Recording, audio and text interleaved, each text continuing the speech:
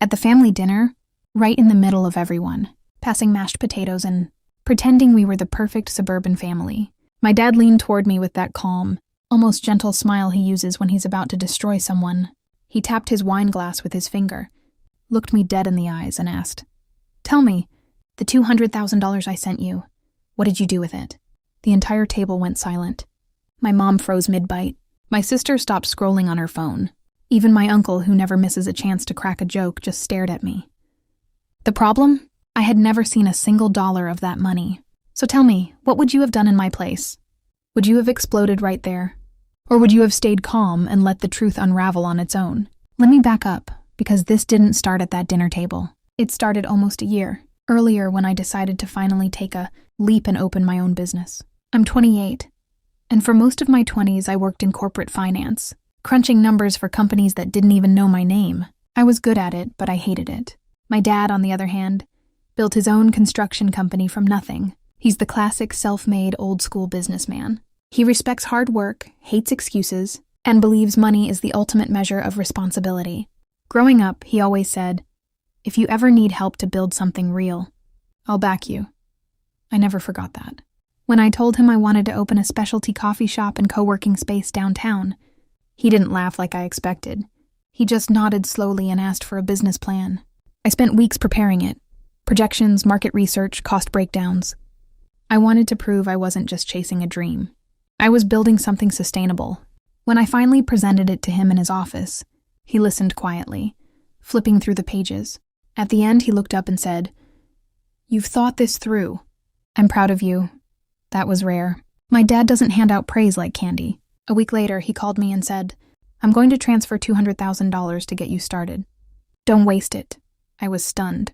It was more than I expected. I thanked him over and over. He brushed it off and said it was an investment in my future, not a gift. He said he'd wire it to my account by the end of the week. I remember checking my banking app obsessively for days. Nothing came through. I figured there might be a delay. Banks mess up sometimes, right? After 2 weeks, I called him casually and asked if the transfer had gone through. He sounded distracted and said, "Yeah, I handled it." "Talk to your bank." I did. They said there was no incoming transfer of that amount. I felt embarrassed even asking. I didn't want to look like I was accusing my own father of lying, so I let it go. I assumed maybe he changed his mind and didn't know how to tell me. My dad is proud. He hates admitting second thoughts. Instead of waiting around, I took out a small business loan. Not $200,000, more like $60,000. I downsized the vision. Smaller space, fewer renovations, used furniture. I put in my savings too. I worked insane hours, sometimes sleeping on a couch in the back office while we renovated. My girlfriend at the time, Lily, helped paint walls. My best friend wired the lighting. It was scrappy, but it was mine. We opened 6 months later. It wasn't glamorous, but it was cozy and people loved it. Through all of that, my dad never visited. He'd ask vaguely how the project was going, and I'd give short updates. There was this weird distance between us, like something unspoken hung in the air. I assumed he was disappointed that I didn't do it big, like we discussed. Maybe he thought I didn't trust his money. I didn't want to press him about the transfer again. Pride runs in both of us. Fast forward to that family dinner. It was my mom's birthday, so everyone was at their house. My sister Claire, my uncle Rob, a couple of cousins. We were halfway through dinner when my dad made that comment about the $200,000, and when he asked me what I did with it, there was a tone in his voice I couldn't quite read. It wasn't confusion. It wasn't curiosity. It was accusation. I blinked at him and said, "What are you talking about?" My heart was pounding so loud I could barely hear myself. He leaned back and said, louder now so everyone could hear, "The money I wired you last year, $200,000. I'm just curious how it's working out for you." My mom looked at me like she'd just discovered I had a secret second life. Claire's eyebrows shot up. I swallowed and said, "Dad, I never received that money. You could have heard a fork drop." He stared at me, his jaw tightening. "Don't insult my intelligence," he said quietly. "I have the confirmation." I felt heat rush to my face. Was he serious? Was this some kind of test? I said, "Then show me." Because I never got it. That's when things really shifted. My dad stood up, walked to his office, and came back with a folder. He pulled out a printed bank confirmation. I leaned over and saw my name. But the account number wasn't mine. It was close. Same bank, similar digits, but not mine. And then I saw something that made my stomach drop. The account holder's address listed was my old apartment, the one I'd shared with Lily. Lily and I had broken up about 8 months earlier. It wasn't dramatic, just one of those slow fades where you realize you want different things. Or at least, that's what I thought. I moved out and updated all my banking information. But I'd never changed my address with my dad. I never thought it mattered. I looked at my dad and said, "That's not my account." He frowned. "It's the one you had on file." I shook my head. "No, that's the joint account. Lily and I closed when we split." My mind was racing. Could it be? Did the money go there? And if it did, who had access to it? My dad's face went from anger to confusion. "Are you saying someone else got it?" he asked. My voice was shaking now. "I'm saying I never saw $1 of it," Claire whispered. Oh my God. We ended dinner early. My mom was in tears, convinced there was some massive betrayal happening. My dad demanded we go to the bank first thing Monday morning. I barely slept that night.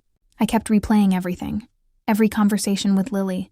Every moment she'd seemed distant before the breakup. She'd always handled most of our shared bills. She was good with logistics. I trusted her completely. Monday came, and my dad and I sat across from a bank manager while they pulled up records. It took hours, but eventually they confirmed it.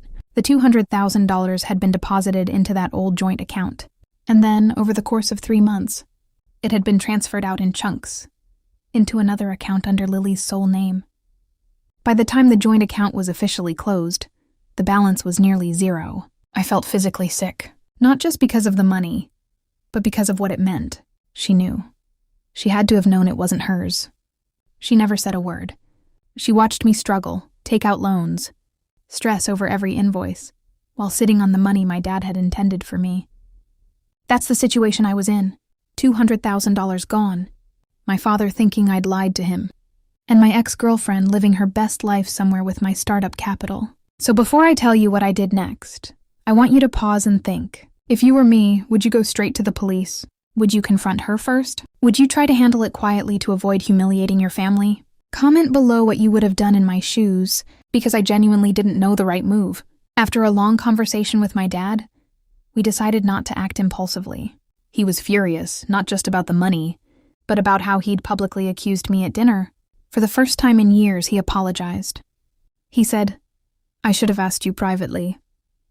That meant more to me than the money, honestly, but we still had to deal with Lily. I called her and asked to meet. I didn't mention the money.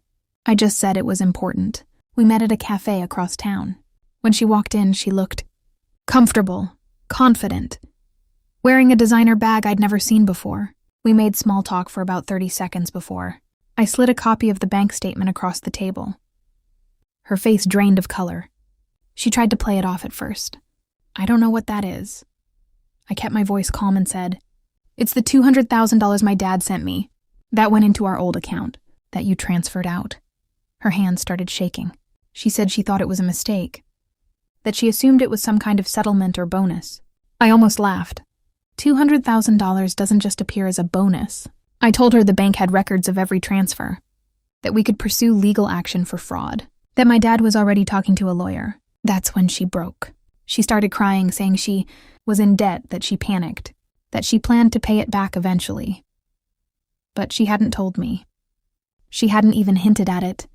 I gave her one option: return the money voluntarily, or we go to court. She asked for time. I told her she had 2 weeks.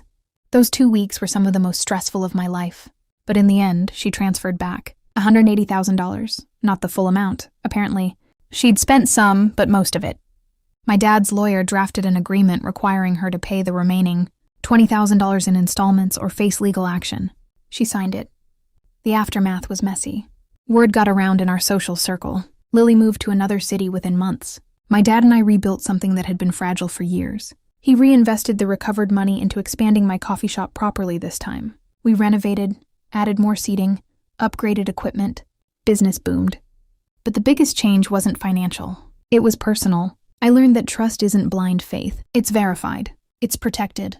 I also learned that my dad, for all his harsh edges, was still in my corner, even if he showed it in the worst possible way sometimes. So was I wrong for confronting her the way I did? Should I have pressed charges anyway?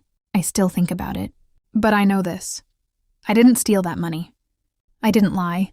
And I didn't let someone else rewrite the narrative about me. If you were on my side like this video, if you think I should have handled it differently, tell me why in the comments. I actually read them. And if you want more real, messy, unbelievable stories like this one, hit subscribe so you don't miss the next upload. Share your final thoughts on this whole mess down below. I'll see you all in the next story.